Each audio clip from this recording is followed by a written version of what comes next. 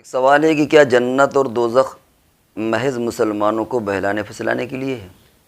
یعنی یہ حقیقت کا اس سے کوئی تعلق نہیں ہے، یہ اس لیے تاکہ لوگ اچھے کام کریں، برے کاموں سے رکیں، دنیا کے اندر فتنہ اور فساد پیدا نہ ہو، اس لیے یہ سب اللہ کی طرف سے وعدے ہیں، حقیقت کا اس سے کوئی تعلق نہیں ہے۔ جواب یہ کہ یہ دہریت ہے، اور اس طرح کی باتیں اس سے پہلے بھی لوگ کہتے رہے ہیں، مسلمانوں کو کنفیوز کرنے کے لیے، ان کو ان کے عقیدے سے کچا کرنے کے لیے۔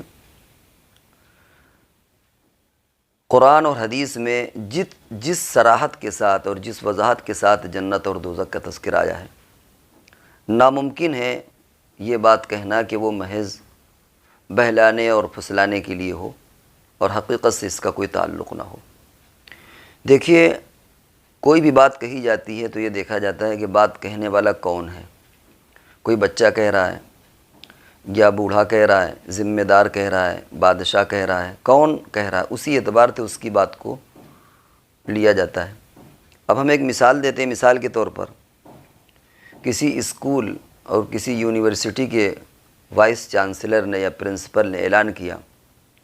کہ بھائی جو بچہ پہلی پوزیشن لائے گا اسے کار دی جائے گی، اسے گاڑی دی جائے گی۔ اب ایک بچہ ان میں ایسا ہوا جو سب سے پہلے نمبر یعنی فرسٹ پوزیشن اس کی آئی، اس نے ٹاپ کیا۔ اگر وہ اس کو یہ کہے کہ میں نے اور بہلانے اور پھسلانے کے لیے کہا تھا تاکہ تم محنت کرو، تو یہ چیز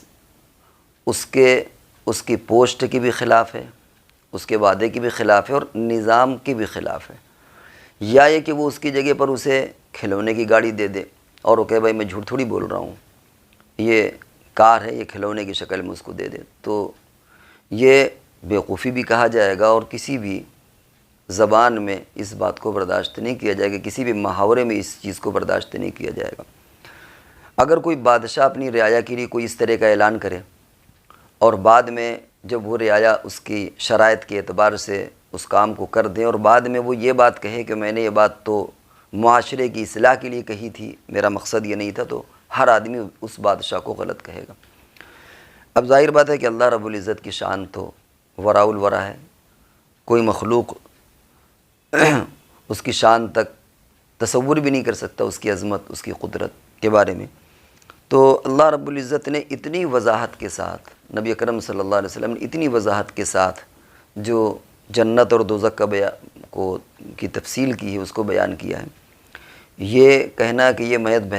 پھسلانے کے لیے ہے، بہلانے کے لیے، یہ دہریت ہے، یہ کفر ہے، اس کا حقیقت سے کوئی تعلق نہیں ہے۔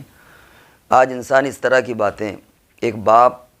بیٹا اپنے باپ کے تعلق سے اس طرح کے وعدے جو صرف محض وعدے ہوں بہلانے پھسلانے کے لیے، حقیقت سے ان کا تعلق نہ ہو، تو بیٹا اپنے باپ کے وعدوں کو برداشت نہیں کرے گا، اس طرح کی باتوں کو۔ کسی اسکول میں کوئی پرنسپل اور وائس چانسلر کو لوگ برداشت نہیں کریں گے۔ رعایا اپنے بادشاہ کے بارے میں ایسے جملے یا ایسے وعدوں کو برداشت نہیں کریں گے کہ صاحب یہ کون سی بات ہوئی کہ آپ نے یہ باتیں خالص پھسلانے کے لیے کی ہیں، بہلانے کے لیے کی ہیں۔ تو اللہ رب العزت جس کائنات کا مالک ہے، وہ اپنے بندوں سے اس طرح کی باتیں کیسے کر سکتا ہے؟ اتنی بڑی بڑی باتیں اتنی وضاحت کے ساتھ اور اتنی زیادہ جگہوں پر قرآن میں دیکھیے کتنا تذکرہ جنت اور جہنم کا، احادیث کے اندر جنت اور جہنم کا تذکرہ ہے، اور میں صرف بہلانے اور پھسلانے کے لیے ہو کہ ٹھیک ہے تم نیک عمل کرو اور اس کا حقیقت سے کوئی تعلق نہیں ہے۔ یہ بہت بڑی دہریت ہے اور یہ ایک سازش بھی ہے، اور یہ فتنے کی وہ شکلیں ہیں جو مسلم نوجوانوں میں یا پڑھنے والوں میں یا ان لوگوں میں جو علماء سے ربط نہیں رکھتے، ان کے درمیان اس طرح کی چیزیں پھیلائی جا رہی ہیں کہ جنت اور جہنم یہ صرف وعدے کی چیزیں ہیں، حقیقت سے اس کا کوئی تعلق نہیں ہے۔ ہمیں ایسے خیالات سے اور ایسے نظریات سے توبہ کرنا چاہیے، اور قرآن اور حدیث میں جو سچے وعدے ہیں ان پر یقین رکھنا چاہیے، اور ان وعدوں کو ویسے ہی سمجھنا چاہیے جو ان کا مفہوم ہوتا ہے۔